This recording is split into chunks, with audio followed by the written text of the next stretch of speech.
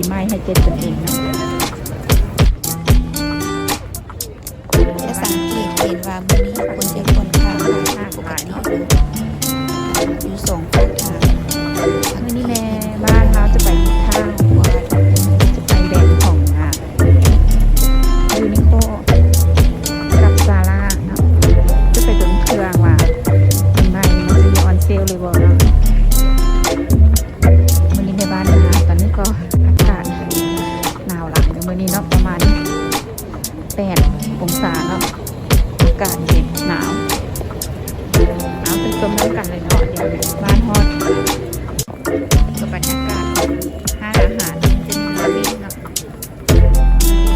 อาหารหลายร้านย่างเนาะมีต่างข้างทางบางทีเขาย่างไปเนาะ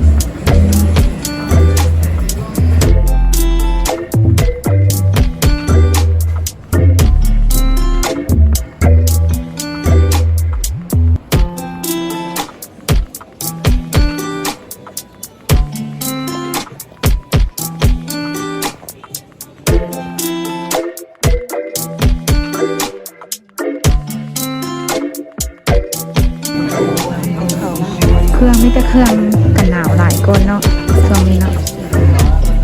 เวลาซ่อมมันก็จะง่ายเนาะนี่เป็นไส้อินอันนี้เป็นไส้ L เนาะมันมีเป็นไส้กับทุกคนเนาะแล้วสีเนาะอันนี้เป็นสีดำไส้ L สีเขียวไส้ M ไส้ XL เนาะมันมีเป็นไส้ให้เราเลือกเนาะ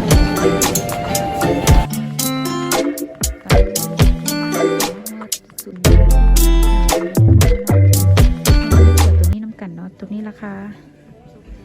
3,990 เนาะจะบวกภาษี 10% เนาะตัวนี้น่าจะประมาณพื้นละ400,000เนาะ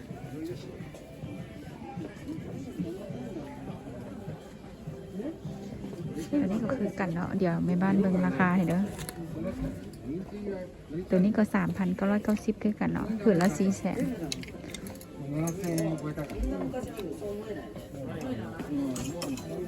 ช่วงนี้ก็จะมีแต่เสื้อกันหนาวหลายก้อนเนาะจะสังเกตเห็นมีแต่เสื้อกันหนาว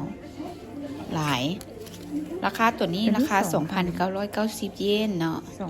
2,990 ช่วงนี้จะสังเกตเห็นมีแต่เสื้อกันหนาวตัวนี้เนาะราคา 4,990 เยน4832 300,000 ปลายเนาะ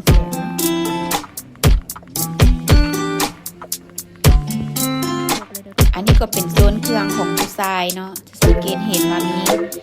เครื่องกันหนาวหลายในตรงนี้เนาะของผู้หญิงอันนี้เป็นโซนของยีนเนาะส่งยีนของผู้หญิงของผู้ชายมันจะมีเป็นไซส์ S M L XL เนาะตามเบอร์เลยเขาเจ้าจะพับเรียงถึงสีเนาะราคา 1,990 เยนประมาณ100,000 ปลายเนาะผืนหนึ่งเนาะเครื่องห่างของยูนิโคถือเนาะบ่แพงหลายพอใส่ได้เนาะราคาย่อมเยา